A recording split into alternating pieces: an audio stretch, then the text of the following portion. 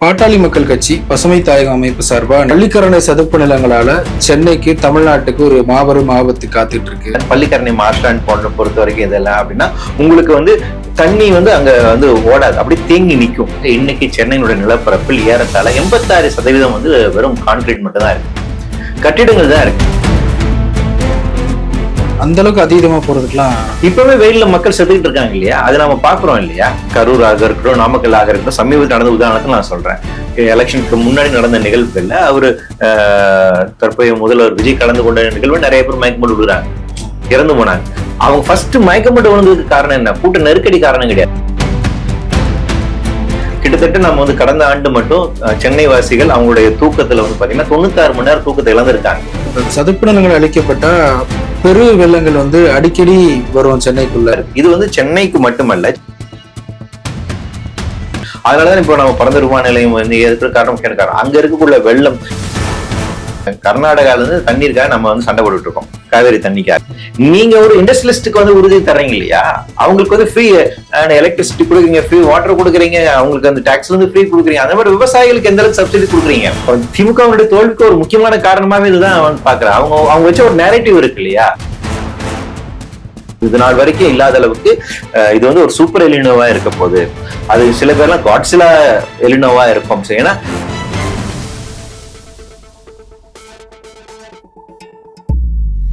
நம்ம பண்ணை இயற்கை அங்காடி 100% இயற்கை வேளாண் தயாரிப்பு. டிஎன் மீடியா பார்வையாளர்களுக்கு அன்பு வணக்கம். இன்றைய சிறப்பு நேர்காணலில் சூழலியல் செயற்பாட்டாளர், பூவுலகி நண்பர்கள் அமைப்பினுடைய முக்கிய செயற்பாட்டாளர் மற்றும் வழக்கறிஞர் வெற்றிச்செல்வன் அவர்களோடு உரையாட இருக்கிறோம். சார் வணக்கம். வணக்கம். பாட்டாளி மக்கள் கட்சி பசுமை தாயகம் அமைப்பு சார்பா ஒரு நிழல் அறிக்கை வெளியிட்டு இருக்கிறாங்க. அதுல குறிப்பா அவங்க பள்ளிக்கரணை சதுப்பு நிலங்களால சென்னைக்கு தமிழ்நாட்டுக்கு ஒரு மாபெரும் ஆபத்து காத்துட்டு இருக்கு அப்படிங்கிற மாதிரியான ஒரு செய்திகளை பகிர்ந்துட்டு போறாரு.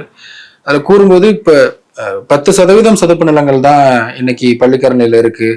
அதுவும் இந்த கார்பரேட் நிறுவனங்களால அங்க இருக்கக்கூடிய பில்டர்ஸால பிரச்சனைக்கு உள்ளாயிருக்கு. இதனால நம்ம நினைச்சு பார்க்க முடியாத அளவிற்கு பிரச்சனைகள் வரும். இதை ஆளக்கூடிய அரசுகள் கவனத்தில் எடுத்து பார்க்கணும் அப்படிங்கிற மாதிரியான ஒரு செய்தியை சொல்லி கையெழுத்து இயக்கத்தை தொடங்கியிருக்காரு. அடிப்படையில பள்ளிக்கரணை சதுப்பு நிலங்கள் பாதிக்கப்படுறதுனால என்ன மாதிரியான பிரச்சனைகள் வருது? சென்னையினுடைய நில அமைப்பை நம்ம அடிப்படையில் புரிந்து கொள்ள வேண்டும். சென்னையை பார்த்தீங்க அப்படின்னா உலக அளவில் இருக்கக்கூடிய எல்லா மாநகரங்களை விட சூழலியல் பார்வையில் மிக மிக ரொம்ப ஒரு முக்கியமான ஒரு அமைப்புகளை கொண்டு இருக்கக்கூடிய ஒரு நகரமாக இருக்கிறது. வேற எந்த நகரத்திற்கும் இல்லாத வகையில் சென்னையில நமக்கு 3 நதிகள் ஓடுது. கொசத்தலையார் இருக்கு, அப்புறம் அடையார், அப்புறம் கூவம். இந்த 3 நதிகள் இருக்கு. இந்த 3 நதிகளையும் இணைப்பதற்காக பக்கிங்ஹாம் கேனல் அப்படிங்கிறது உங்களுக்கு ஆங்கிலேயர் காலகட்டத்தில் உருவாக்கப்பட்ட ஒரு நகரத்துக்குள்ளார ஒரு வாட்டர் சிஸ்டம் நம்மகிட்ட இருக்கு. வாட்டர் டிரான்ஸ்போர்ட் அப்படிங்கிறதுமே இருந்தாரு. அப்போ இதை சார்ந்து இருக்கக்கூடிய பசுமை பரப்புமே இருந்துச்சு. இதெல்லாம் நான் பேசிட்டு இருக்குது கடந்த ஒரு 100-150 வருடங்களுக்கு முன்பாக இருந்த ஒரு அமைப்பு முறை சொல்லலாம். அது வரைக்குமே இருந்த ஒரு அமைப்பு முறை. பசுமையாக இருக்கக்கூடிய பல காடுகள் நமக்கு இருந்தது. அதனால இன்னைக்கு வரைக்கும் நம்ம கிண்டியை அது வனம் சார்ந்திருக்கக்கூடிய ஒரு பகுதி தான். கிண்டி, பெசநகர் ஏரியா, இங்க எல்லாமே இன்னும் இந்த வனப்பரப்பு இருக்கு. இந்த ஐஐடி, அண்ணா யூனிவர்சிட்டி இருக்கக்கூடிய இடங்களா இருக்குங்களா, இது எல்லாமே வனப்பரப்பு அதிகமாக இருந்த ஒரு பகுதி. வள்ளூர் கோட்டம்லாம் ஏரியா இருந்தது. ஏரிங்கிறது வேற, நான் பசுமை பரப்பு மட்டும் சொல்றேன். அதாவது உங்களுக்கு காடுகள் எங்க இருந்துச்சு, சென்னைக்குள்ளாக காடுகள் எங்க இருந்துச்சு. நீங்க சொல்ற மாதிரி நிறைய ஏரிகள் இருந்துச்சு, குளம் கொட்டைகள் இருந்துச்சு. அந்த அமைப்பு அந்த அமைப்புக்கு நான் பண்ணிடுவேன். நான் இயற்கையாக இருக்கக்கூடிய அமைப்பு முறை சொல்றேன். இயற்கையாக இருக்கக்கூடிய அமைப்பு முறை சென்னை அப்படிங்கிறது மிகப்பெரிய அளவிலான ஒரு காடு இருந்த ஒரு பகுதியாக இருந்துச்சு. பல்வேறு விதமான காடுகள். சென்னையில் ஒரு காலத்தில் புலிகள் வாழ்ந்து கொண்டிருந்தன. புலி இருந்துச்சு அப்படின்னா ரொம்ப அடர்த்தியான காடு இங்க இருந்திருக்கு அப்படின்னு அர்த்தம். பழவேற்காடு ஏரி நீங்க எடுத்துக்கிட்டீங்க அப்படின்னா பயங்கர ஒரு ஃபெர்டைலாக இருக்கக்கூடிய ஒரு ஏரி. அது ஒரு 800 குரூக் அப்படின்னு சொல்லுவாங்க. அந்த பகுதியில் இருக்கக்கூடிய ஒரு பிராக்கிஷ் வாட்டரும் சி வாட்டரும் இருக்கக்கூடிய ஒரு பகுதியாக இருக்கின்றது. இப்படியாக பல்வேறு விதமான இயற்கையாக அமைப்பு முறைகள் சென்னையினுடைய எக்கோ கிளைமேட்டிக் கண்டிஷன்ஸ் இதான் பேலன்ஸா வச்சிருக்கு. அதில் உங்களுக்கு பள்ளிக்கரணை மார்ஷ்லாண்ட் ரொம்ப முக்கியமான அந்த ஒரு சதுப்பு நிலம் அப்படிங்கிறது அதோட பங்கு ரொம்ப முக்கியமானது.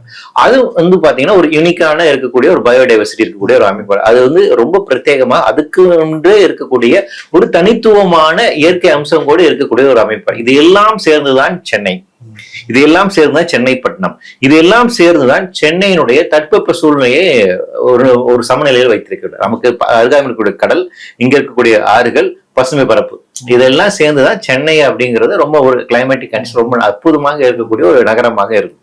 இப்ப என்ன ஆயிடுச்சுன்னு பாத்தீங்கன்னா, கண்டினியூஸா இருக்கக்கூடிய அர்பனைசேஷனுடைய போக்கின் விளைவாக இன்னைக்கு சென்னையினுடைய நிலப்பரப்பில் ஏறத்தாழ 86% வந்து வெறும் கான்கிரீட் மட்டும் தான் இருக்கு, கட்டிடங்கள் தான் இருக்கு. ஃபுல்லா நம்ம எல்லா இடத்துலயும் கன்ஸ்ட்ரக்ட் பண்ணிட்டோம். அப்ப நீங்க குறிப்பிட்டது மாதிரி அந்த கன்ஸ்ட்ரக்ஷன் செயல்பாட்டின் காரணமாக நீர்நிலைகள் வந்து நிறைய அழிச்சிட்டோம். அதே போல வந்து பாத்தீங்கன்னா பசுமை பரப்பு இருக்கக்கூடிய நிறைய காடுகளையும் நம்ம வந்து அழிச்சிட்டோம். எந்த அளவுக்கு காடுகளை அழிச்சிட்டோம் அப்படின்னா, இந்த இப்போ கிண்டி சார்ந்தக்கூடிய பகுதியில் எங்களால மானை அங்க வந்து பாதுகாக்க முடியல அப்படின்னு அங்க இருந்த மான் கூட்டங்களை வந்து வேற இடத்துக்கு இடம்பெயர்வு செய்யறாங்க வனத்துறையினர். அந்த அளவுக்கு பயங்கரமான ஒரு அர்பனைசேஷன் வந்து பண்ணிட்டு இருக்கோம். இந்த அர்பனைசேஷனோட எஃபெக்ட் என்ன ஆயிருக்குன்னா, இன்னைக்கு பயங்கரமான வெக்கை இருக்கக்கூடிய ஒரு இடமா இருக்கு இல்லைங்களா? சென்னை தான் வந்து இந்தியாவிலே அதிகமாக தூக்க இன்மையை எதிர்கொள்ளக்கூடிய நகரமாக இருக்குன்னு சொல்லியிருக்காங்க. தெர்மல் டிஸ்கம்ஃபர்ட்னஸ், நைட் நேரம் புழுக்க அதிகமாக இருக்கக்கூடிய நகரமாக சென்னை தான் சொல்லியிருக்காங்க. கிட்டத்தட்ட நம்ம வந்து கடந்த ஆண்டு மட்டும் சென்னை வாசிகள் அவங்களுடைய தூக்கத்துல வந்து பாத்தீங்கன்னா 96 மணி நேரம் தூக்கத்தை இழந்திருக்காங்க, தூக்க முடியாம இருந்திருக்காங்க. ஏன் அப்படின்னு, நைட் அவ்வளவு பயங்கர புழுக்கமா இருக்கு. ஏன் அவ்வளவு புழுக்கமாக இருக்கு அப்படின்னா, சென்னை வெப்பமாக கொதித்து கொண்டே இருக்குது, ஹாட்டஸ்ட் சிட்டியா மாறிட்டு இருக்கு. ஏன் ஹாட்டஸ்ட் சிட்டியா மாறிட்டு இருக்குன்னா, கம்ப்ளீட்டா கான்கிரீட் ஜங்கிள் இருக்கிறதுனால, அதிகப்படியான சிமெண்ட் அண்ட் ஸ்டீல் வச்சிருக்கக்கூடிய கட்டிடங்களை நாம் உருவாக்கி இருக்கனால இவை எல்லாமே வெப்பத்தை தேக்கி வச்சு அப்படி வெப்பத்தை தேக்கி வைத்துக் கொண்டு இருக்கிறனால இது என்ன பண்ண, சென்னை வந்து ஒரு அர்பன் ஹீட்டிங் எஃபெக்ட் வந்து உருவாக்கும். அப்போ சென்னை சுத்தி இருக்கக்கூடிய இந்த அர்பனைசேஷன் என்ன ஆகுதுன்னா, சென்னை சுத்தி வந்து வெப்ப மண்டலங்கள் உருவாகின்றன. அப்போ வெப்ப மண்டலம் இருக்கக்கூடிய ஒரு பகுதியாக சென்னை மாறிட்டு இருக்கு. அப்போ இது எந்த இடத்துக்கு போகும் பாத்தீங்கன்னா, ஒரு அன்லிவபிள் கண்டிஷன் நோக்கி போகும். சென்னையில மனிதர்கள் ஏசி இல்லாம வாழ முடியாத நிலைமைக்கு போயிடும். வெயில உங்களால இருக்கவே முடியாது, வெளியே போனீங்கன்னா சில மணி நேரத்துல இறந்து போயிருவீங்க அளவுக்கு அது மோசமா போகும். அப்போ அப்படியான மோசமான சூழலுக்கு போகாமல் அதீதமா போறதுக்குலாம் இப்பவே வெயில்ல மக்கள் செத்துக்கிட்டு இருக்காங்க இல்லையா, அது நம்ம பாக்குறோம் இல்லையா? இப்போ வந்து 2 மணி நேரம் 3 மணி நேரம் தொடர்ச்சியாக வெயில் அடிக்கும் மயக்கமன் விழுகிறது நாம வந்து பாக்குறோம்ல இல்லைங்களா? இப்போ வந்து கரூர் ஆக இருக்கட்டும், நாமக்கல் ஆக இருக்கட்டும், சமீபத்தில் நடந்த உதாரணத்தை நான் சொல்றேன். எலெக்ஷனுக்கு முன்னாடி நடந்த நிகழ்வுகள்ல அவரு தற்போதைய முதல்வர் விஜய் கலந்து கொண்ட நிகழ்வு நிறைய பேர் மயக்கமன் விழுகிறாங்க, இறந்து போனாங்க. அவங்க ஃபர்ஸ்ட் மயக்கப்பட்டு விழுந்ததுக்கு காரணம் என்ன? கூட்ட நெருக்கடி காரணம் கிடையாது. அதிக நேரம் தொடர்ச்சியாக வந்து அவங்க வந்து வெப்பமாக இருக்கிற இடத்துல இருக்காங்க. வெப்பம் அப்படிங்கிறது இந்த வெப்பம் மட்டும் இல்ல, டைரக்டா சூரியனுக்கு வரக்கூடிய வெப்பம் மட்டுமல்ல, சுற்றுப்புறத்தில் உருவாகின்ற வெப்பம் சேர்த்துதான்.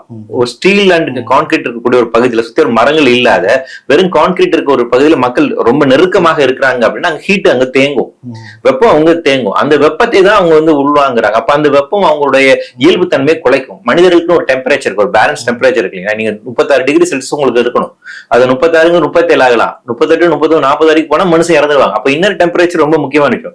இந்த இன்னர் டெம்பரேச்சர்ங்கிறது அவுட்டர் டெம்பரேச்சர் எப்படி இருக்கும் அதுக்கு பேலன்ஸா இருக்கணும். இதுல மாறுபாடு ஏற்பட்டா இறந்து போயிடுவாங்க. அப்போ இங்க சென்னையினுடைய ஆம்பியன்ட் டெம்பரேச்சர் இன்க்ரீஸ் ஆயிட்டு இருக்கு. அப்போ இந்த ஆம்பியன்ட் டெம்பரேச்சர் இன்னும் கடுமையா உயர்ந்து கொண்டே இருக்கு. அப்போ இதெல்லாம் நடக்காமல் வாழுகின்ற தகுதியாக இருப்பதற்காக இந்த சமநிலையை வந்து நம்ம இன்னும் வச்சிருக்கணும் அப்படின்னா இயற்கை அமைப்புகளாக தான் முடியும். நீர்நிலைகள் நமக்கு வந்து பாதுகாப்பா இருக்கணும். இப்படியான சதுப்பு நிலங்கள் இவையெல்லாம் வெப்பத்தை வந்து தணிக்கை செய்யக்கூடிய இயற்கையா இருக்கக்கூடிய அங்கங்கள். சதுப்பு நிலங்களுக்கும் நீர்நிலைகளுக்கும் என்ன தொடர்பு? இது ரெண்டுமே இன்டர் கனெக்டா தான் இருக்கும். வெட்லேண்ட்ஸும் சரி வந்துட்டு வெட்லேண்ட் ஏரியான்னு சொல்றோம், வெட்லேண்ட் வாட்டர் பாடிஸ், இது ரெண்டுமே இன்டர் கனெக்ட் ஆகும். வெள்ள வடிகால் பகுதியாக இதெல்லாம் செயல்படும். உங்களுக்கு வந்து சதுப்பு நிலங்கள் போன்ற பள்ளிக்கரணை மார்ஷ்லாண்ட் போன்ற பொறுத்த வரைக்கும் இதெல்லாம் அப்படின்னா உங்களுக்கு வந்து தண்ணி வந்து அங்க வந்து ஓடாது, அப்படி தேங்கி நிற்கும். பறவைகளுக்கு அது வந்து ஒரு முக்கியமான ஒரு இடமாக வந்து இருக்கும். அது சீதோஷ்ணம். அப்ப அந்த தண்ணியை வந்து அது சேமிச்சு வச்சிருக்கிறது அப்படிங்கிறது ஒரு ஸ்பாஞ்ச் மேல அந்த வேலை பண்ணிட்டு இருக்கும்.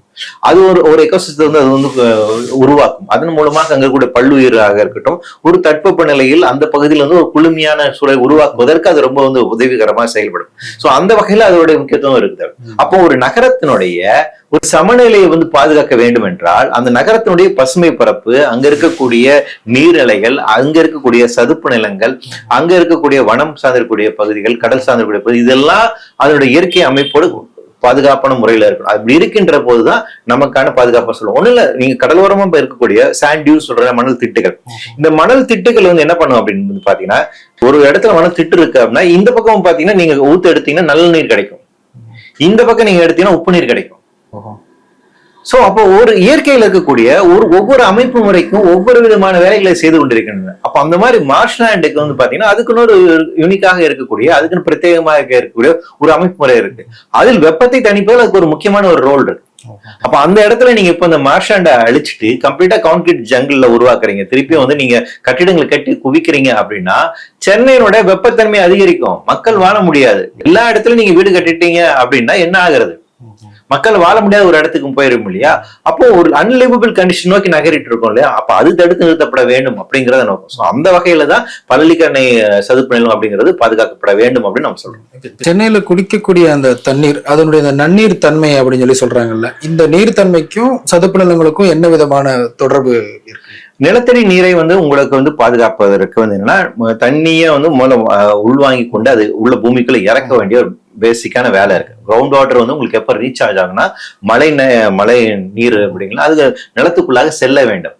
அதிகப்படியான கான்கிரீட் ரோட்ஸ் இருக்கக்கூடிய ஒரு பகுதியில, அதிகப்படியான தார் ரோடு இருக்கக்கூடிய இயல்பா தண்ணி உள்ள போகாது இல்லைங்களா? இப்ப சென்னையில் பெரும்பான்மை இடத்த நம்ம தண்ணி கிரவுண்ட் வாட்டர் உள்ள போவதற்கான வாய்ப்பே இல்லாம அடைச்சிட்டோம். அதையும் மீறி கிரவுண்ட் வாட்டர் நமக்கு ரீசார்ஜ் ஆயிட்டு இருக்கு அப்படின்னு சொல்றாங்க. ஆனால் அதில் நிறைய போதாமைகள் இருக்கு. அப்ப அவங்க அடிப்படையில் உங்களுக்கு அதிகப்படியான நகரமயமாக்குதல் இந்த நிலத்தடி நீரை அதிகப்படுத்துவதற்கான வேலை செய்வது. அதனாலதான் உங்களுக்கு ரெயின் வாட்டர் ஹார்வெஸ்ட் சிஸ்டம் கட்டாயப்படுத்தப்படுது. இப்போ அந்த சட்டம் இருக்கு, ஆனால் அது போதுமான அளவுக்கு நமக்கு இம்ப்ளிமெண்டேஷன்ஸ் இல்ல. அப்ப நிலத்தடி நீரை வேகமாக குறைஞ்சு விட்டு வருது. அதோட கூடுதலா இன்னொரு பிரச்சனை, நிலத்தடி நீர் உங்களுக்கு குறையுது அப்படின்னா சீ வாட்டர் உள்ள வர ஆரம்பிக்கும். அப்ப சாலினிட்டி இன்க்ரீஸ் ஆகும். அப்ப உங்களுக்கு குடிநீர், நிலத்தடி நீர் அப்படிங்கிறது பயங்கர உப்புத்தன்மையாக இருக்கும். அப்ப இந்த இடத்துலதான் இந்த மாதிரி சதுப்பு நிலங்களாக இருக்கட்டும், இந்த மாதிரி மார்ஷ்லாண்டாக இருக்கட்டும், இதெல்லாம் என்ன வேலை செய்யுது அப்படின்னா, தண்ணியை உள்வாங்கி வைத்துக் கொண்டு மழைநீரை சேகரித்து வைத்துக் கொண்டு கொஞ்சம் கொஞ்சமாக உள்ள அது கிரவுண்டுக்குள்ள அனுப்புறதுக்கான ஒரு வேலை செஞ்சுட்டு இருக்கும். சோ அந்த அளவுக்கு அது ஒரு முக்கியத்துவம். அப்ப நிலத்தடி நீரை அதிகப்படுத்துவதற்கான வேலையில ரொம்ப ஒரு முக்கியமான ஒரு பங்கு வகிக்குது.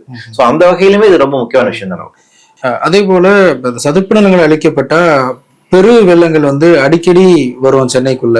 சென்னை மாநகர அழிவுக்கு கூட இது காரணமாயிரும் இப்படி எல்லாம் பசுமை தாயக அமைப்பு சொல்றாங்க. அதுல உண்மை இருக்குதா? நான் முன்னாடி குறிப்பிட்டது போல சென்னையினுடைய அந்த நீர் கட்டமைப்பு இருக்கு இல்லைங்களா, அது அழகான ஒரு ஹைட்ராலஜிக்கல் சிஸ்டம். இப்ப நீங்க நீர்நிலைகளை பத்தி எல்லாம் நிறைய சொல்லி அழிச்சிட்டோம் அப்படின்னு, ஒரு நீர்நிலையும் இன்னொரு நீர்நிலையும் இன்டர் கனெக்டடாக இருக்கு. எப்படி நீர்நிலைகள் உருவாகுது அப்படின்னா, ஒவ்வொரு டேங்க் சிஸ்டம் சொல்லுவாங்க. ஒவ்வொரு நீர்நிலையும் தனித்தனியா ஒரு டேங்க், அது தண்ணி சேமிச்சு வச்சுக்கும். அது தண்ணி அது வெள்ள வடிகால்ன்ற போது ஒரு குளம் நிறைஞ்சிருச்சு அப்படின்னா அது அடுத்த குளத்துக்கு தண்ணி எடுக்கும். அதுல இருந்து அடுத்த குளம், அதுக்கப்புறம் ஒரு கனல் சிஸ்டத்துக்கு போகும், அதுக்கப்புறம் அது ரிவரா மாறும், அதுக்கப்புறம் கடலுக்குள்ளாக போகுது. இப்படி இன்டர் கனெக்டாக இருக்கு. இது சென்னைக்கு மட்டுமல்ல, சென்னை சுத்தி இருக்கக்கூடிய செங்கல்பட்டு, காஞ்சிபுரம், திருவள்ளூர் மாவட்டங்கள் ஃபுல்லாமே இந்த சிஸ்டம் நமக்கு இருக்கு. அதனாலதான் இப்போ நம்ம பரந்த விமான நிலையம் இருக்கிற காரணம், முக்கிய காரணம் அங்க இருக்கக்கூடிய வெள்ளம், அங்க இருக்கக்கூடிய கம்பன் கால்வாய் ஏரி, அங்க நெல்வாயில் ஏரி, இது எல்லாமே தண்ணி சேகரித்து வைத்து அது கொஞ்சம் கொஞ்சமா நமக்கு என்னன்னா கொசத்தலை யாருக்கு அனுப்புது, அதெல்லாம் சேர்ந்துதான் நமக்கு அப்ப உள்ள வருது. பரந்தூர்ல விமான நிலையம் கட்டினோம்னா சென்னைக்கும் ஆபத்து இருக்கு சூழ்நிலை அமைப்புல அப்படிங்கிற மாதிரி ஒரு செய்தி சொல்றாங்க. அதுல உண்மை இருக்குங்களா? எக்ஸாக்ட் இந்த காரணத்துக்காக தான் நாங்க சொல்றோம். ஏன் சொல்றோம் அப்படின்னா, நீங்க என்னன்னா எந்த பகுதியினுடைய இப்ப ஒண்ணு இல்ல, நம்ம கர்நாடகால இருந்து தண்ணீருக்காக நம்ம சண்டை போட்டுட்டு இருக்கோம், காவேரி தண்ணிக்காக. அது உருவாகக்கூடிய அந்த இடம் இருக்குல்ல, கூர்க்கு பகுதியில தான் உங்களுக்கு அதிகமாக காவேரியினுடைய அந்த வெரி பேசிக் ஆரிஜின் அங்கதான் ஆரம்பிக்குது. தலைக்காவேரியில அங்க இருக்கு. அந்த கூர்க்கு பகுதி இருக்கக்கூடிய அங்க இருக்கக்கூடிய பசுமை பரப்பெல்லாம் நம்ம அழிச்சிரோம்னு வைங்களேன், இங்க காவேரியில் நமக்கு தண்ணி வருமா? இப்ப ஆல்ரெடி தண்ணியை வரதுக்கு முக்கியமான காரணம் கூர்க்கு பகுதியில் கூடிய காடுகள் பரப்பு வேகமா குறைக்கப்பட்டு வருது. அப்ப அந்த இடத்துல மழை பொழிவு இல்ல அப்படின்னா உங்களுக்கு இங்க எப்படி தண்ணி வரும் இல்லைங்களா? அப்ப அந்த எங்க ஆரிஜினோட பாயிண்ட் என்னவா இருக்கு அப்படின்னா, எக்ஸாக்ட்லி உங்களுக்கு அதே தான் இங்கேயும். இங்க எங்க தண்ணி சேகரிக்கப்படுகின்றதோ அந்த எல்லாம் தடுத்து நிறுத்தீங்க அப்படின்னா உங்களுக்கு எங்க தண்ணி கிடைக்கும் அப்படிங்கிறது. ரெண்டாவது, இந்த நீர்நிலைகள், இந்த நீர் அமைப்பு முறை இல்லைன்னா வெள்ள வடிகாலுக்கான பிரச்சனை இருக்கும். இப்ப அந்த பகுதியில் கூட நீர் தேக்கங்களை நீங்க காலி செஞ்சுட்டீங்க அப்படின்னா தண்ணி வேற பக்கமா சேர்ந்து உள்ளுக்குள்ள ஓடி வரும். அப்ப வெள்ள அபாயம் நமக்கு அதிகமாக இருக்கும். அப்போ இயற்கையாக இருக்கக்கூடிய இந்த அமைப்பு முறை இருக்குல்ல, இதெல்லாம் உருவாகுவதற்கு, இது ஒரு சமநிலை வருவதற்கு பல 100 வருடங்கள் தொடர்ச்சியா எடுக்குது. பல 100 வருடங்கள் தொடர்ச்சியாக ஒரு நிகழ்வின் போக்காக இதெல்லாமே ஒரு இயற்கை நிகழ்வாக அப்படி ஒரு அமைப்பு முறையாக உருவாகி இருக்கு. அப்ப அந்த அமைப்பு முறையை நீங்க டிஸ்ட்ரக்ட் பண்ணுகின்ற போது அதனுடைய பாதிப்பு அதிகமா இருக்கும். அப்ப நமக்கு இந்த மாதிரி நகரத்துல அதிகமான வெள்ளத்தை நாம பாக்குறது, சேதாரங்களை பார்ப்பது, இந்த மாதிரி ஆபத்துகள் இருக்கு. சோ அந்த வகையில தான் சென்னையை நீங்கள் பாதுகாக்க வேண்டும் என்றால், சென்னை சுற்றுப்புறமாக இருக்கக்கூடிய 3 மாவட்டங்களில் இருக்கக்கூடிய நீர்நிலைகளாக இருக்கட்டும், பசுமை பரப்பாக இருக்கட்டும், அதை பாதுகாக்க வேண்டிய ஒரு அம்சமாக இருக்கட்டும். இது எல்லாமே சேர்த்து என்ன பாத்தீங்கன்னா எல்லாம் இன்டர் கனெக்டடா இருக்கு. இதெல்லாம் நீங்க ஐசோலேட்டடா பார்க்க முடியாது. இயற்கையில் எந்த ஒரு நிகழ்வையும் நீங்க தனித்து பார்க்கவே முடியாது. அது குறிப்பா வெதர் பொறுத்த வரைக்கும், எக்காலஜிக்கல் சைக்கிள் பொறுத்த வரைக்கும், எக்கோசிஸ்டம் பொறுத்த வரைக்கும் தனித்து பார்க்க முடியாது. ஒன்றோடு சார்ந்துதான் இயங்குகின்றது. அப்ப அந்த செயினை நீங்க பிரேக் பண்ணக்கூடாது. அப்ப அதை சார்ந்து இருக்கக்கூடிய விஷயங்கள், அந்த பசுமை பரப்பாக இருக்கட்டும், இல்ல நீர்நிலைகளாக இருக்கட்டும், இதெல்லாம் சேர்ந்துதான் சென்னை உருவாக்குறது. அப்ப நீங்க ஒரு இடத்துல ஒரு டிஸ்ட்ரிக்ட் கொண்டு வரீங்கன்னா அது பிரச்சனை உருவாக்கும். அது பள்ளிக்கரணை மார்ஷ்லாண்டாக இருந்தாலும் சரி, அல்லது அந்த பகுதியில் காஞ்சிபுரம் சார்ந்து இருக்கக்கூடிய அந்த பகுதியில் இருக்கக்கூடிய நில அமைப்பாக இருந்தாலும் சரி, அங்க இருக்கக்கூடிய பசுமை பரப்பாக இருந்தாலும் சரி, நீர்நிலை இதெல்லாம் அழிச்சிங்க அப்படின்னா சென்னை உங்களுக்கு வாழ தகுதியற்ற ஒரு இடமாக மாறும். கார்பரேட்டுகளோ அல்லது அரசுகளோ இது எல்லாமே வளர்ச்சியின் ஒரு அடையாளமா பாக்குறாங்க. ஏன்னா கடந்த அரசு அல்லது அதுக்கு முந்தைய அரசெல்லாம் 8 வழிச்சாலை கவனம் செலுத்துறாங்க. தற்போதைய தாவேகா அரசுலையும் அமைச்சர் ஆதவர்ஜனா வந்து தமிழ்நாடு முழுக்கவே 8 வழிச்சாலை வேணும் அப்படின்னு சொல்லி மத்திய அரசாங்கத்திற்கு ஒரு கடிதம் எழுதியிருக்காரு. இப்படி பார்க்கறது வளர்ச்சின்னு பாக்குறதா இல்ல இதுக்கு பின்னாடி வேற ஒரு ஆபத்து இருக்கு அப்படின்னு புரிஞ்சுக்கிறதா? வளர்ச்சினா இவங்க என்ன மீன் பண்றாங்க அப்படிங்கறது பொறுத்து யாருக்கான வளர்ச்சி நம்ம வந்து பாக்குறோம் அப்படிங்கறது. 8 வழிச்சாலை வந்தாதான் பல்வேறு தொழில் நிறுவனங்கள் வருவாங்க, அப்பதான் மக்கள் வேலை வாய்ப்புல முன்னேற முடியும், ஜிடிபி இன்க்ரீஸ் ஆகும் அப்படிங்கிற வாதமும் வைக்கிறாங்கல்ல. இந்தியா தமிழ்நாட்டை பொறுத்த வரைக்கும் வந்து பாத்தீங்கன்னா ஏறத்தாழ 600 இன்ஜினியரிங் காலேஜஸ் இருக்கு, ரைட்டுங்களா? இதுல சிவில் இன்ஜினியரிங் வந்து ரொம்ப கம்மியான ஒரு 10% இருக்கலாம்னு வச்சுக்கோங்களேன். மீதி இருக்கவங்க எல்லாமே நான் சிவில் சார்ந்து இருக்கக்கூடிய இன்ஜினியரிங் தான் முடிச்சுட்டு வராங்க. இப்ப இவங்க எல்லாருக்குமே நீங்க வந்து என்ன பண்ண போறீங்கன்னா இவங்க எல்லாரும் நீங்க வந்து மேனேஜர் ஆக்க போறீங்களான்னு ஒரு கேள்வி இருக்கு இல்லைங்களா? நீங்க அதிகப்படியான இண்டஸ்ட்ரீஸ் கொண்டு வரீங்க அப்படின்னா அங்க பிசிக்கல் லேபர்ஸ்க்கான வேலை தான் அதிகமா இருக்கும். இவ்வளவு இன்ஜினியரிங் ஸ்டூடெண்ட்ஸ் வந்து நீங்க அங்க எப்படி நீங்க பண்ண போறீங்க, அவங்களுக்கு எப்படி வேலை வாய்ப்பு உருவாக்க போறீங்க? தமிழ்நாட்டில் இருக்கக்கூடிய 60% மக்கள் அட் பிரசன்ட் வந்து பாத்தீங்கன்னா சர்வீஸ் செக்டர்ல தான் வேலை செய்யறாங்க. இண்டஸ்ட்ரியல் செக்டர்ல வேலை செய்யறவங்க ஏறத்தாழ 20% மக்கள் தான்.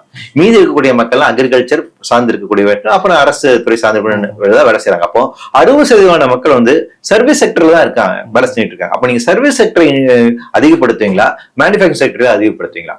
சர்வீஸ் செக்டர் தான் மேனுபேக்சர் அதிகப்படுத்த வேண்டிய தேவை ஏன் இருக்கு அப்படின்னா தமிழ்நாடு அதிகமாக கல்வி கற்ற மாநிலமாக இருக்கின்றது. அப்போ இங்க படிச்சவங்களுக்கு வந்துட்டு நீங்க பிசிக்கல் லேபர் கொடுக்க முடியாது இல்லைங்களா? நீங்க நினைச்சு பாருங்க, இன்ஜினியரிங் ஸ்டூடெண்ட் வந்து இன்னைக்கு வந்து கிக் ஒர்க்கரா பணியாற்றிட்டு இருக்காங்க, டெலிவரி சிஸ்டத்துல வேலை செஞ்சுட்டு இருக்காங்க, வண்டி எடுத்து அவங்க ஓட்டிட்டு இருக்காங்க இல்லைங்களா? அப்ப அந்த நிலைமை என்ன இருக்கு? ஒரு இன்ஜினியர் ஸ்டூடெண்ட் ஏன் செய்யணுங்கிற இடம் இருக்கு இல்லையா? அப்ப ஒரு இன்ஜினியரிங் படிச்சவருக்கு நீங்க என்ன வேலை கொடுக்குங்கிற, அவருக்கு ஒரு கம்பெனி கேட்டு கொடுத்து அந்த கம்பெனில ஆட்டோமொபைல்ஸ்ல வந்துட்டு சக்கரத்தை மாற்ற வேலையா கொடுப்பீங்க இல்லைங்களா? நீங்க சொல்லக்கூடிய இண்டஸ்ட்ரியினுடைய இது அதுதானே இருக்கு. அப்போ ஒரு இண்டஸ்ட்ரி எத்தனை பேருக்கு வந்து நீங்க வந்து ஒரு ப்ளூ காலர் வேலை வந்து கொடுத்துரும் இல்லைங்களா? அவங்களுக்கு ஒரு இண்டஸ்ட்ரி வர்றாங்க அப்படின்னா பிசிக்கல் லேபருக்கு ஒரு தொழிலாளருக்கு தான் அவங்க தேவை, அதுதான் அவங்க சார்ந்து செயல்படுவாங்க. அப்படி இருக்கும் போது இது எப்படி எல்லாருக்கான வேலை வாய்ப்பு வந்து உறுதி செஞ்சிடும் அப்படிங்கிறது ஒண்ணு. ரெண்டாவது, இந்த முறை இந்த வளர்ச்சி என்று பேசுகின்ற இந்த வாதம் அப்படிங்கிறது இருக்கலாம், இது வந்து யாருக்கு போய் நன்மை அடைஞ்சிருக்குங்கிற ஒரு கேள்வி இருக்கு இல்லையா? எதுக்கான இந்தியாவில் கூட 1% மக்கள் 60% வெல்த் அவங்க கண்ட்ரோல் பண்றாங்க. இந்தியாவில் கிட்டத்தட்ட 200 பில்லியனர்ஸ் இருக்காங்க. இந்த 200 பில்லியனர்ஸ் தான் வந்து அவங்களுடைய சொத்து மதிப்பு பாத்தீங்கன்னா இதோட 60% வெல்த் அவங்க கிட்ட தான் இருக்கு. நம்ம அக்ரிகல்ச்சர் பட்ஜெட் போட்டுலாம் அவங்களோட கிட்ட இருந்து 2% நீங்க வந்து டாக்ஸ் வசூல் பண்ணலாம். அந்த அளவுக்கு ஒரு அப்ப இந்த டிஸ்பாரிட்டி தான் வந்து உருவாக்கு. அப்ப இது எப்படி வளர்ச்சி நீங்க எடுத்துக்க முடியும்? அப்ப இந்தியாவில் இருக்கக்கூடிய பொது நிறுவனங்கள் எல்லாத்தையும் நீங்க தனியார் மயக்க கொடுத்துருவீங்க, அவங்களுக்கு தேவையான இன்ஃப்ராஸ்ட்ரக்சரை நீங்க உருவாக்கி கொடுப்பீங்க, அவங்களுக்கு தேவையான தண்ணீரை நீங்க ஃப்ரீயா கொடுப்பீங்க, அவங்களுக்கு தேவையான எலக்ட்ரிசிட்டி நீங்க வந்து ஃப்ரீயா கொடுப்பீங்க, அவங்களுக்கு தேவையான கனிம வளங்களை நீங்க வந்து ரொம்ப ஈஸியா எடுத்து கொடுப்பீங்க, அவங்களுக்கான சீப் லேபர் கொடுப்பீங்க, சீப் எக்காலஜி வந்து கொடுப்பீங்க அப்படின்னா இது எப்படி வளர்ச்சிங்கிறது? ரெண்டாவது, ஜிடிபி அடிப்படையில் மட்டுமே நீங்க ஒரு தேசத்தினுடைய வளர்ச்சியை வந்து கணக்கிட முடியாது. அது ரொம்ப தவறான ஒரு பாரு. ஹியூமன் டெவலப்மெண்ட் இண்டெக்ஸ் ஒன்று இருக்கு, அதன்படி பார்க்கணும். ஹாப்பினஸ் இண்டெக்ஸ் ஒன்று இருக்கு, அதன்படி நீங்க வந்து பார்க்கணும். என்விரான்மென்ட் பெர்ஃபார்மன்ஸ் இண்டெக்ஸ் ஒன்று இருக்கு, அதன் அடிப்படையில் நீங்க வந்து பார்க்கணும். அப்போ ஒரு நாட்டினுடைய வளர்ச்சியை நீங்கள் எப்படி புரிந்து கொள்ள வேண்டும்? வெறும் உற்பத்தி எவ்வளவு செய்யறாங்கிற அடிப்படையில் மக்கள் அங்க சந்தோஷமா இருக்கிறாங்களா இல்லை? இன்னைக்கு ஏன் வந்து காங்கிரஸ் ஜனநாயக பார்ட்டியோட சண்டை போட்டு இருக்காங்க? ஏன் இவ்வளவு இளைஞர்கள் வீதிக்கு வர்றாங்க ஒரு கேள்வி இருக்கு இல்லையா? அது என்ன ஃப்ரஸ்ட்ரேஷன் அவங்களுக்கு வந்து இருக்கு அப்படின்னு. விவசாயத்துக்கு என்ன எதிர்காலம் இருக்கு அப்படிங்கிற கேள்வியும் பதிலுக்கு பாக்குறாங்கல்ல. ஏன்னா தொடர்ந்து காவேரி நமக்கு பிரச்சனை இருக்கு, அண்டை மாநிலங்கள்ல நீர் பங்கீடு எல்லாமே சிக்கலா இருக்கு. அப்படி இருக்கும்போது விவசாயத்துல எதிர்காலமே இல்லை அப்படிங்கிற ஒரு பார்வையும் முன்வைக்கிறாங்க தானே? ரைட்டு தான். விவசாயம் வந்து நீங்க இப்ப இருக்கக்கூடிய மார்க்கெட் சந்தை பொருளாதாரத்துல இருந்து பாத்தீங்கன்னா விவசாயத்துக்கு எதிராக, அதனாலதான் சந்தை பொருளாதாரத்தை மாற்றி அமைங்கிறோம். வெறும் லாப நோக்கத்தோட இருக்கக்கூடிய ஒரு உற்பத்தி முறை அப்படிங்கும் போது பாத்தீங்கன்னா இப்போ ஒண்ணு இல்ல, உங்க போன் வந்துட்டு 20 வருஷத்துக்கு வந்துட்டு அது உழைச்சதுன்னா நீங்க சந்தோஷப்படுவீங்களா மாட்டீங்களா? 2-3 வருஷத்துக்கு போற மாதிரி அந்த போனை வந்து ஏன் உற்பத்தி பண்றாங்க? முன்னாடி எல்லாம் போன்ல இருந்து பேட்டரி தனியா வரும் மாதிரி இருந்துச்சு, பேட்டரி நீங்க மாத்தலாம், கீபோர்டை வந்து மாறலாம் இல்லைங்களா? ஆனா இன்னைக்கு ஏன் பண்றாங்க? இந்தியாவில் இருக்கக்கூடிய 30% வந்துட்டு கன்சியூமர்ஸ் இருக்காங்க இல்லையா? கன்சியூமர்ஸ் அண்ட் இது சார்ந்த இது எல்லாமே அர்பன் சிட்டிஸ்ல மட்டும் தான் இருக்காங்க. அப்ப இவங்களை தான் டார்கெட் பண்றாங்க, இவங்க நோக்கிதான் உற்பத்தி அப்படிங்கிறது நடக்குது. அதான் அப்ப சந்தை பொருளாதாரம் இவங்களதான் மையம் வைக்கிற, எல்லாரும் நுகர்வு மாற்றுவதற்கான ஒரு வேலையை தான் செஞ்சுட்டு இருக்காங்க. நீ சொன்ன மாதிரி விவசாயம் இன்னைக்கு லாபகரமான இல்ல, ரைட்? ஆனா அதுக்கு என்ன காரணம்னா அட்மினிஸ்ட்ரேட்டிவ் சார்ந்து இருக்கக்கூடிய பிரச்சனையாக இருக்கின்றது. அதுக்காக எல்லாரும் விவசாயம் போகணும் அப்படிங்கிறது இல்லை. ஆனா விருப்பப்பட்ட விவசாயம் செய்யணும்னு இருக்காங்களே, அவங்களுக்கு அரசாங்கம் என்ன பாதுகாப்பு உறுதி தருங்கிறீங்க? நீங்க ஒரு இண்டஸ்ட்ரியலிஸ்டுக்கு வந்து உறுதி தர்றீங்க இல்லையா? அவங்களுக்கு வந்து ஃப்ரீ எலக்ட்ரிசிட்டி கொடுக்குறீங்க, ஃப்ரீ வாட்டர் கொடுக்குறீங்க, அவங்களுக்கு அந்த டாக்ஸ்ல இருந்து ஃப்ரீ கொடுக்குறீங்க. அந்த மாதிரி விவசாயிகளுக்கு எந்த அளவுக்கு சப்சிடி கொடுக்குறீங்க? உலக வர்த்தக கழகம் அவங்களுக்கு சப்சிடி கொடுக்காதீங்கன்னு சொல்லுது, அதை நீங்க ஏத்துக்கிறீங்க. இல்லைங்களா? அப்போ விவசாயிகள் அவங்களோட வாழ்வியலை உறுதி செய்வது நீங்க இப்படி சிம்பிளா புரிஞ்சுக்கலாம். இதே பரந்தூர் எடுத்துப்போம். அந்த பரந்தூர் கூட அந்த மக்கள் என்ன சொன்னாங்க, மாசத்துக்கு எனக்கு 5000 ரூபாய் இருந்தா போதும் சார், நான் சந்தோஷமா இருப்பேன் சார்ங்கிறாங்க. அவங்களுக்கு வீடு இருக்குது, நிலம் இருக்குது, அவங்க அங்க கூட தண்ணி அவங்களுக்கு வந்து கிடைக்குது, அதுல விவசாயம் பண்ணிக்கிறாங்க, அவங்களுக்கு தேவையான நெல்மணி அங்க கிடைக்கிறது, உணவு அவங்க உற்பத்தி பண்ணிக்கிறாங்க, பக்கத்திலே ஒரு ஸ்கூல் இருக்கு, ஹையர் செகண்டரி ஸ்கூல் வரைக்கும் பக்கத்திலே இருக்கு, ஒரு பிரைமரி ஹெல்த் சென்டர் இருக்கு. மாசத்துக்கு 5000 ரூபாய் இருந்தா போதுங்க, நிம்மதியா வாழ்ந்துட்டு இருக்காங்க, நல்ல தண்ணி நல்ல காத்து சுகாதாரமா வாழ்ந்துட்டு இருக்காங்க. இப்ப இந்த இதை நீங்க எப்படி ரீப்ளேஸ் பண்ண முடியுங்கிறீங்க? அப்ப என்னன்னா விவசாயம் எங்க பிரச்சனையா இருக்குன்னா ராமநாதபுரம், விருதுநகர், திண்டுக்கல் இங்க பிரச்சனையா இருக்கு. இங்க வறட்சியான பூமி, இங்க இருக்கக்கூடிய மக்கள் வந்து விவசாயத்தை நம்பி இல்ல. அவங்களுக்கு நீங்க ஆல்டர்னேட்டிவ் சொல்லுங்க. திருவண்ணாமலை, செங்கல்பட்டு, காஞ்சிபுரத்துல இருக்கக்கூடிய விவசாயிகள் சந்தோஷமா இருக்காங்க, அவங்க இன்னைக்கு விவசாயம் நம்பி இருக்காங்க, விவசாயம் செய்யணும்னு விருப்பப்படுறாங்க. அந்த இடத்துல போய் நீங்க இண்டஸ்ட்ரி காம்ப்ளெக்ஸ் வைக்கிறீங்கிறதான் பிரச்சனை. ரைட்டுங்களா? இப்ப நீங்க விவசாயம் எங்க உண்மையில பாதிப்படையுதுன்னா அங்க மாற்று ஏற்பாடு பண்ணுங்க, எங்களுக்கு அதுக்கு இல்ல, அதான் ஒரு சரியான விஷயமா இருக்கும். ஆனா விவசாயம் பண்ணணும்னு நான் நினைக்கிறேன், அவங்க உண்மையில விருப்பப்படுறாங்க, விவசாயம் பண்ணிட்டு இருக்காங்க, ஏன்னா மண்ணுல இருந்து இன்னும் கிடைக்குது அவங்களுக்கு ஃபர்டைல் இல்ல. அந்த இடத்துல போய் ஏன் இண்டஸ்ட்ரி அமைச்சிருக்கீங்க ஆசைப்படுத்துறீங்கிறத கேள்வி. அப்ப எங்க கொண்டு வரணுங்கிறது இருக்கு இல்லைங்களா? என்ன செக்டர்ஸ் கொண்டு வரணுங்கிறதுங்களா? இது எவ்வளவு வேலை வாய்ப்பு உருவாக்குங்கிறது இல்லையா? எவ்வளவு வருவாயில இருந்து மூலமாக அனைத்து மக்களுக்குமான இது நீதி வழங்கப்படுமாங்கிறது இருக்குல்ல? இந்த அசஸ்மெண்ட் எல்லாம் நீங்க பண்ணிருக்கீங்களா? இந்த சோசியல் இம்பாக்ட் அசஸ்மெண்ட் இருக்குதா? இந்த என்விரான்மெண்ட் இம்பாக்ட் அசஸ்மெண்ட் இருக்கா? இந்த ஆய்வுகள் இருக்குதா? கடந்த 30-40 வருடங்களாக சந்தை பொருளாதாரம் நீங்க என்ன செஞ்சிருக்கீங்களா? திருப்பி நீங்க வந்து காக்கூர் ஜனதா பார்ட்டில தான் புரிஞ்சுக்கணும் ஏன் மக்கள் இவ்வளவு தூரம் வெளிப்படைறாங்க அப்படின்னா அவங்க இன்னைக்கு ட்ரஸ்ட்ஃபுல்லா தான் இருக்காங்க. நீங்க திமுகவுடைய தோல்விக்கு ஒரு முக்கியமான காரணமாவே இதுதான் வந்து பாக்குறேன். அவங்க வச்ச ஒரு நேரேட்டிவ் இருக்கு இல்லையா? ஜிடிபி வளர்ந்துருக்கு, நாடு இங்க வளர்ந்துருக்கு, நாங்க இதெல்லாம் செஞ்சிருக்கோம் அப்படின்னு. அது உண்மையில நடக்கல. மக்கள் சந்தோஷமா இல்ல, ட்ரெஸ்ஃபுல்லான ஒரு லைஃப்ல தான் இருக்காங்க. ஒட்டுமொத்த இந்தியாவிலேயும் அப்படிதான் இருக்காங்க, தமிழ்நாட்டிலும் அப்படிதான் இருக்காங்க. ரைட்டுங்களா? அதாவது ஒரு மனிதனுக்கு நாம வந்து உணவு கொண்டு போய் சேர்த்துட்டோம், தண்ணி சேர்த்துட்டோம், சுகாதாரத்துக்கான வந்து கட்டிடங்களை கட்டி கொடுத்துட்டோம், மருத்துவ வசதி நாம ஏற்படுத்தி கொடுத்துட்டோம், ஹாஸ்பிட்டல்ஸ் உருவாக்கிட்டோம், ஸ்கூல்ஸ் அண்ட் காலேஜஸ் உருவாக்கிட்டோம். அதனால அவங்க சந்தோஷமா இருக்கிறாங்க அப்படின்னு கேட்டீங்கன்னா கிடையாது. அவங்க சம்பாதிக்கக்கூடிய 50,000 30,000 தாண்டி கடன் வாங்கி தான் அவங்க ஒவ்வொரு மாசம் ஓட்ட வேண்டிய நிலைமையில தான் இருக்காங்க. முன்னாடி அவ்வளவு இல்லை, ஏன்னா பணவீக்கம் அந்த அளவுக்கு ஆயிருக்கு. இன்னைக்கு கடன் வாங்காம யாராச்சும் கல்யாணத்தை நடத்த முடியுமா? அது யாராச்சும் யோசிக்க முடியுமா? எல்லாரும் அப்படிதானே இருக்கிறாங்க. ஆனா முன்பொரு காலத்துல நம்ம அப்பாவோட ஜெனரேஷன், அவங்க ஜெனரேஷன்ல அவங்க வாங்கின 5000 ரூபாய் 3000 ரூபாய் வச்சு அவங்க 3 பிள்ளைகளை படிக்க வச்சு வேலை வாங்கி கொடுத்து எல்லாம் கல்யாணம் பண்ணி வச்சு சேவிங்ஸும் பண்ணி வச்சிருந்தாங்க. எப்படி அது சாத்தியமா இருந்துச்சு? ஏன் அப்படின்னா பணவீக்கம் இன்னைக்கு கண்ணாமன் இருக்கு. உங்களுக்கு சம்பளம் ஏறி இருக்கு உண்மைதான், ஆனா அதோட 10 மடங்கு அதிகமாக இங்க வந்து விலைவாசி உயர்வு ஏற்பட்டிருக்கு. நகரத்துல நீங்க இருக்கிறீங்க அப்படின்னா அன்றாட தினசரி நீங்க செலவு பண்ணி தான் இருக்க வேண்டிய ஒரு நிலைமை உருவாக்கி வச்சிருக்கோம். வீக்கெண்டுக்கு நீங்க இந்த இடத்துக்கு போய் தான் ஆகணும், இந்த ஹோட்டல்ல போய் சாப்பிட்டு தான் ஆகணும், இந்த சினிமாக்கு நீங்க போய் தான் ஆகணும், இந்த பாப்கார்னை நீங்க வாங்கி தான் ஆகணும், ஒரு நிலைமை இருக்கு. அப்போ என்னன்னா நீங்க ஒரு இடத்துல ஓடி ஓடி சம்பாரிச்சிட்டு இருக்கீங்க, இன்னொரு இடத்துல பயங்கரமா செலவு பண்ணிட்டு இருக்கீங்க. இந்த முறையை தான் உங்களுக்கு இந்த சந்தை பொருளாதாரம் உற்பத்தி செய்து கொண்டு இருக்கிறது. இதைத்தான் வளர்ச்சி அப்படிங்கிறது பேசுறோம். நம்ம பெரிய மல்டிபிள் காம்ப்ளெக்ஸ் இருந்தா வளர்ச்சின்னு நம்புறோம். பெரிய ஒரு இது இருந்துச்சுன்னா ஏர்போர்ட், பெரிய ஹைவே, பெரிய ஒரு கார் இருக்குது, பெரிய பங்களா, இதெல்லாம் வளர்ச்சி நினைக்கிறேன். ஆனா உண்மையில மக்களுக்கு அது வந்துட்டு ஒரு பீஸ்ஃபுல்லான லைஃபை கொடுத்துருக்காங்கன்னு நான் கேட்கிறேன். இப்ப இந்த விடயங்கள் வந்து எப்படி சூழலை நேரடியா பாதிக்கும்? இப்ப சமீபத்துல நம்ம வயநாட்டுல ஒரு பெரிய ஒரு நிலச்சரிவை பார்த்திருந்தோம்.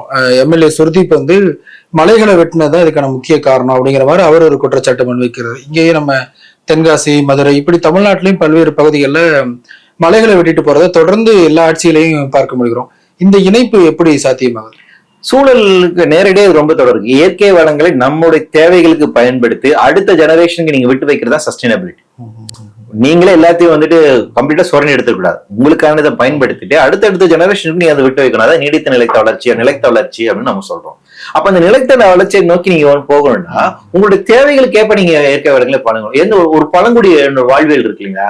ஒரு பழங்குடி வந்து அவர் வந்து ஒரு கிழங்கை எடுத்து சாப்பிடுறாரு அப்படின்னா அந்த வேரை வந்து திருப்பி நெட்டி வைக்கிறாரு, அது திருப்பி அடுத்து செடியா முளைக்கணும் அப்படிங்கிற அந்த இக்காலஜிக்கல் சைக்கிள் அவங்க பேலன்ஸ் பண்றாங்க. கம்ப்ளீட்டா எதையும் எடுத்து அவங்க இது பண்றது கிடையாது, அப்படி சுரண்டி எடுக்கிறது கிடையாது. திருப்பி அதோட எக்காலஜிக்கல் சைக்கிள் இன்வால்வ் ஆகுறது அவங்களோட வாழ்வு. அப்படிதான் அவங்க இருக்கிறாங்க, அவங்களோட தேவைகள் அப்படிதான் பூர்த்தி செய்துக்குள்ள.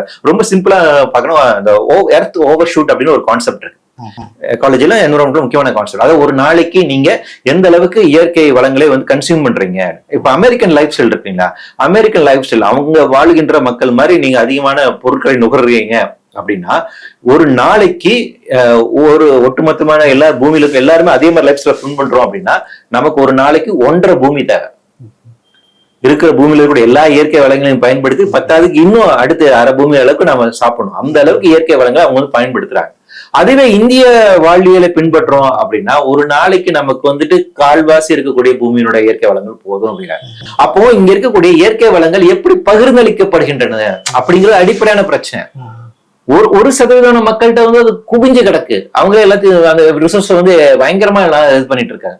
அப்ப இந்த டிஸ்பாரிட்டி இருக்குல்ல, இது நேரடியாக இயற்கை வளத்துக்கும் சூழலுக்குமான சம்மந்தம் வருது. அப்ப இந்த எக்கனாமிக்ஸ் அப்படிங்கிறது இயற்கை வளக்கு தொடர்புடையதாக இருக்கின்றது. அப்ப அந்த வகையில தான் நம்ம இது பார்க்கணும். நீங்க குறிப்பிட்ட இந்த வயநாடு இன்சிடென்டாக இருக்கட்டும், இது எல்லாமே ஏன் நடக்குது அப்படின்னா இப்படி கண்மூடித்தனமான இயற்கை வளங்கள் சுரண்டல் காரணமாக தான் வருது. இந்த இயற்கை வளங்கள்ல ஏன் அப்படி சொல்றாங்க, ஏன் இப்ப கனிமங்களை வெட்டி எடுக்கிறாங்க அப்படின்னா புதிய புதிய எலக்ட்ரானிக் ஐட்டம்ஸ் உருவாக்கணும் அப்படிங்கிறாங்க. ஏன்னா அதுக்குதான் இந்த பேசிக்கா இந்த கிரிட்டிக்கல் மினரல்ஸ் எல்லாமே தேவை. அதுக்குதான் இந்த சுரங்கள் அமைக்கப்படுகின்றன. இந்த மினரல்ஸ் எல்லாமே இதுதான் மைண்ட் பண்றாங்க. அதான் நான் முன்னாடி வச்ச கேள்வியை திருப்பி வைக்கிறேன். என்னன்னா முன்னாடி வந்துட்டு நமக்கு போன் இருந்துச்சு. அந்த போன் வந்து 10-15-20 வருஷம் வந்துட்டு இருந்துச்சு. நம்ம டிவி இருந்து எடுத்துக்கோங்க. நான் சின்ன வயசுல இருக்கும் போது டிவி வந்து பெருசா இருக்கும், சாலிடரி டிவி வரும். இப்ப அந்த கம்பெனியே கிடையாது நினைக்கிறேன். அதுக்கு வந்து உங்களுக்கு கதவு இருக்கும், ஞாபகம் இருக்குங்களா? கதவை வச்சு பூட்டிடலாம். கிட்டத்தட்ட 25-30 வருஷம் வரைக்கும் அந்த டிவி ஓடிட்டு இருந்துச்சு. அதுக்கு மேலேயுமே வந்துட்டு வேலை செஞ்சுட்டு இருந்த டிவி எல்லாம் இருந்துச்சு இல்லைங்களா? ஆனா இன்னைக்கு ஸ்மார்ட் டிவின்னு வருது. எவ்வளவு வருஷம் அந்த வேலை செய்யுது? அன்னைக்கு அந்த டிவி ரிப்பேர் பண்ண முடியும். நீங்க ரிப்பேருக்கான ஆப்ஷன் இருந்துச்சு உங்களுக்கு. அன்னைக்கு கண்டுபிடிக்கப்பட்ட வாட்சாக இருக்கட்டும், எந்த ஒரு பொருளாக அதை ரிப்பேர் பண்ணலாம், ரீயூஸ் பண்ணலாம் இல்லைங்களா? அப்ப என்னன்னா உற்பத்தி முறை அப்படிங்கறதுல வந்து அப்ப இருந்தது என்னன்னா என்னோட தேவைக்காக வாங்குவது அப்படிங்கிற நிலைமை, தேவைக்கான உற்பத்தி அப்படிங்கிற இருந்துச்சு. இன்னைக்கு அது எப்படி இருந்துச்சுன்னா நான் உற்பத்தி பண்ணி வச்சுட்டேன், வேற வழியில நீ வாங்கித்தான் ஆகணும். நீ வாங்கிட்டே இருந்தாதான் இந்த சிஸ்டம் சர்வே ஆகும். ஃபேஷன் இண்டஸ்ட்ரி எடுத்துக்கோங்க. இந்த பூமியில இருக்கக்கூடிய ஒட்டுமொத்தமான மக்களுக்கும் அடுத்த 15 ஜெனரேஷனுக்கு தேவையான அளவுக்கான துணியை நம்ம இப்பவே உற்பத்தி பண்ணி வச்சிருக்கோம். அப்போ நீங்க உங்க சட்டையில ஒரு சின்ன கீரல் விழுந்துட்டா நீ பூ சட்டை வாங்கிதான் ஆகணும். இல்லைன்னா அந்த இண்டஸ்ட்ரி படுத்துரும். அப்போ நுகர்வு வெறிங்கிறது இருக்கு இல்லைங்களா, அதுதான் இங்க தூண்டப்படுகின்றது. அப்ப இது டைரக்டா எக்காலஜிக்கு இதுக்கு சம்பந்தம் இருக்கு. அப்ப இந்த எக்கனாமிக்ஸ் இருக்கு இல்லைங்களா, இந்த எக்கனாமிக்ஸ் தான் அடிப்படை சூழலுக்கான பிரச்சனை. நாம என்ன பண்ணிட்டு இருக்கோம்னா இந்த பொருளாதாரம்ங்கிறது நம்மளுடைய தேவைகளுக்காக உருவாக்குன ஒரு கற்பிதம். பணங்கிறது என்ன, எக்கனாமிக்ஸ் அப்படிங்கிறது என்ன, நம்மளோட தேவைகளுக்காக நம்மளோட வசதிக்காக நாம வந்து ஒரு கற்பிதத்தை வந்து உருவாக்கி வச்சிருக்கோம். அதோட காஸ்ட் என்ன அப்படின்னா இயற்கையாக உண்மையாக இருக்கக்கூடிய இயற்கை விஷயங்கள் இருக்கு இல்லையா, அதை நாம வந்துட்டு ரொம்ப இதா எடுத்துக்கிறோம். காத்த ரொம்ப ஈஸி ஃபார் கேண்டடா எடுத்துக்கிறோம், தண்ணியை ரொம்ப ஈஸி ஃபார் கேண்டடா எடுத்துக்கிறோம். தண்ணி எவ்வளவு வேணா மாசுபடுத்தலாம், காத்த எவ்வளவு வேணா மாசுபடுத்தலாம், நிலத்தை எவ்வளவு வேணா மாசுபடுத்தலாம், எல்லாத்துக்கும் தேவை பணம் அப்படின்னு. நாம கண்டுபிடிச்ச வெறும் ஒரு பிரிண்டட் பேப்பர் மெட்டீரியலுக்காக உண்மை இயற்கையாக இருக்கக்கூடிய ஒரு அற்புதமான ஒரு பயோஸ்பியரை, பூமியில் உயிர் வாழக்கூடிய இருக்க ஒரு தன்மையை அழித்து கொண்டு வருகிறோம். சோ இது ரெண்டுமே காமனா ரிலேட்டடான இருக்கக்கூடிய விஷயம். ஐரோப்பிய நாடுகள்ல நம்ம எல் நினோ அப்படிங்கறதெல்லாம் கேள்விப்படுறோம். தார் ரோடு கருகி விடுறது, வாகனங்கள் எல்லாமே வெப்பத்தால கருகி விடுறது, பல்வேறு ஒரு அதிர்ச்சிகரமான செய்திகள்லாம் பார்க்கிறோம்.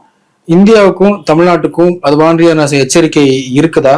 அங்க எதை செய்ய தவறியதால அங்க இவ்வளவு பெரிய சூழல் போச்சு? அதாவது இந்த பூமியினுடைய நீங்க இயற்கை இயங்கியலை நீங்க வந்து புரிஞ்சுக்கணும் அப்படின்னா இந்த பூமியோட கிளைமேட்டிக் கண்டிஷன்ஸ் நீங்க அண்டர்ஸ்டாண்ட் பண்ணணும். இந்த பூமியோட கிளைமேட்டிக் கண்டிஷன்ஸ் வந்து பாத்தீங்கன்னா அதை நிர்ணயிப்பதுல கடலுக்கு ஒரு முக்கியமான பங்கு இருக்கு. கடல் தான் இந்த பூமியோட இன்ஜின் மாதிரி.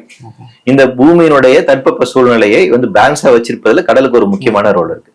அட்லாண்டிக் பெருங்கடலினுடைய கடலோட நீரோட்டம் இருக்கு இல்லைங்களா, அதுவும் வடதுருவ பகுதியில் இருக்கிற காற்று மண்டல அட்மாஸ்பியரிக் சர்க்குலேஷன், இது ரெண்டும் சேர்ந்துதான் ஐரோப்பியாவினுடைய தட்பவெப்ப சூழ்நிலையை நிர்ணயிக்கிறது. இப்போ அட்லாண்டிக் பெருங்கடல் பயங்கர வேகமா சூடாயிட்டு வருது. அதன் காரணமாக வடதுருவ பகுதியில் இருக்கக்கூடிய அந்த அட்மாஸ்பியரிக் சர்க்குலேஷன் பயங்கரம் உடஞ்சிட்டு வருது, அதை அப்படியே பரவுது. அதனால ஐரோப்பிய ஒரு குறிப்பிட்ட பகுதியில ஹீட் டூம் ஒன்று ஃபார்ம் ஆயிருக்கு. அதன் காரணமாக தான் இன்னைக்கு பிரான்ஸ் அண்ட் ஸ்பெயின்ல வந்து அதிகமான பாதிப்பு அவங்க எதிர்கொள்றாங்க. பிரான்ஸ்ல கடந்த மாதம் மட்டும் ஏறத்தாழ வந்துட்டு 13,000 பேர் நம்ம இறந்து போயிருக்காங்க. அதிகமான மக்கள் இன்னும் இறந்திருக்கவும் கூடும். சோ அந்த ஒரு ஆபத்து இருக்கு. அப்ப கடல் நீரோட்டத்தில் ஏற்பட்டிருக்கிற மாற்றம், கடலுடைய தட்பவெப்பநிலையில் ஏற்பட்டிருக்கிற மாற்றம், காற்று அமைப்பு முறையில் ஏற்பட்டிருக்கிற மாற்றம், இதெல்லாம் சேர்ந்திருக்கூடிய பிரச்சனை தான். எல் நினோ அப்படிங்கிறதுனா பசிபிக் ரீஜன்ல இருக்கக்கூடிய கடல் தன்மையில் ஏற்பட்டிருக்கிற மாற்றங்கள். சோ கடல் நீரோட்டம் வந்து பாத்தீங்கன்னா அது வந்து அதுக்கான ஒரு அமைப்பு முறை இருக்கு. சோ அந்த கடலோட நீரோட்டத்தை அமைப்பு முறை ஒவ்வொரு பகுதிக்கு நாம ஒவ்வொரு பேரிட்டு அழைக்கிறோம். அட்லாண்டிக் பெருங்கடல்ல இருக்கக்கூடிய அந்த கடல் நீரோட்டத்துக்கு அமாக்குன்னு சொல்லுவாங்க, Atlantic meridional overturning circulation சொல்லுவாங்க. இங்க இருக்குது பாத்தீங்கன்னா எல் நினோ சதர்ன் ஆசிலேஷன் அப்படிங்குவாங்க. லானினா எல்லினா அப்படின்னு ரெண்டு அமைப்பு முறை இருக்கு. அதாவது இயற்கையாக இருக்கக்கூடிய கடல் சுழற்சி அமைப்பு தான். அந்த கடல் சுழற்சியோட அமைப்புங்கிறது கடல் நீரோட்டம் அப்படிங்கிறது காற்றோட்டத்தோடு எப்படி ரியாக்ட் பண்ணுதோ அதை பொறுத்து அந்த பகுதியினுடைய பருவம் அப்படிங்கிறது நிர்ணயிக்கப்படும். சோ இந்த பகுதியில அதிகமா வெப்பம் இருந்துச்சு, கடலுடைய வெப்பத்தன்மை அதிகமாகுது அப்படின்னா 0.1 இருந்து 0.5 டிகிரி செல்சியஸ் அளவுக்கு அது சேஞ்சஸ் உருவாகுது அப்படின்னா அதிகம் வெப்பம் இருக்கக்கூடிய இடமாக மாறும். இப்ப அது கண்ணாமூடி பயங்கரமா டெம்பரேச்சர் இன்க்ரீஸ் ஆயிட்டு பசிபிக் ரீஜன்ல அந்த பசிபிக் கடலோரமாக இந்த டெம்பரேச்சர் இன்க்ரீஸ் ஆகிறதுனால பாத்தீங்கன்னா அதிகமான வெப்ப காற்றை கொண்டு வரும்னு சொல்றாங்க. அதை வந்து எல்லினோ அப்படின்னு நம்ம சொல்றோம். குளிர்ந்த காட்டை கொண்டு வச்சா அது லானிதான் சொல்லுவாங்க. இப்ப இந்த வருடம் என்ன ப்ரெடிக்ட் பண்ணிருக்காங்கன்னா, கடந்த மாசம் ஜூன் 2ஆம் தேதி வேர்ல்டு மெட்ரோலஜிக்கல் ஆர்கனைசேஷன் என்ன சொல்லியிருக்காங்கன்னா, நமக்கு ஜூலை ஆகஸ்ட்ல வந்துட்டு பாத்தீங்கன்னா உங்களுக்கு எல்லினோ வந்து செட் ஆயிரும். சோ அது வந்து அடுத்த வருஷம் மே மாசம் வரைக்கும் 2027 மே வரைக்கும் இந்த சூழல் அப்படிங்கிறது இருக்கும். அப்படி இருக்கின்ற போது பயங்கரமான வெப்ப காற்றை வந்து கொண்டு வரும். எந்த அளவுக்கு வெப்ப காற்றை கொண்டு வரும்னா, South Asia, South East Asia இங்க எல்லாம் பயங்கர வெப்பம் இருக்கும். அதே போல லாட்டின் அமெரிக்கால சில இடங்கள்ல வந்துட்டு பயங்கர வெக்கம் இருக்கும், ஆப்பிரிக்கால பயங்கர வெக்கம் இருக்கும் அப்படின்னு சொல்றாங்க. நீர் தட்டுப்பாடு, உணவு பற்றாக்குறை இதெல்லாம் அதிகரிக்க இருப்பதற்கான வாய்ப்பு இருக்கு அப்படின்றாங்க. இது நாள் வரைக்கும் இல்லாத அளவுக்கு இது வந்து ஒரு சூப்பர் எலினோவா இருக்க போகுது. நாம பதிவு பண்ண ஆண்டுகள்ல இருந்து பார்க்கின்ற போது இதோட பாதிப்பு கடுமையாக இருக்கும். அது சில பேர்லாம் காட்ஸிலா எலினோவா இருக்கும். ஏன்னா ஜூலைல வந்து பாத்தீங்கன்னா பசிபிக் ரீஜனோட கடலுடைய டெம்பரேச்சர் பயங்கர கடுமையா உயர்ந்திருக்கு.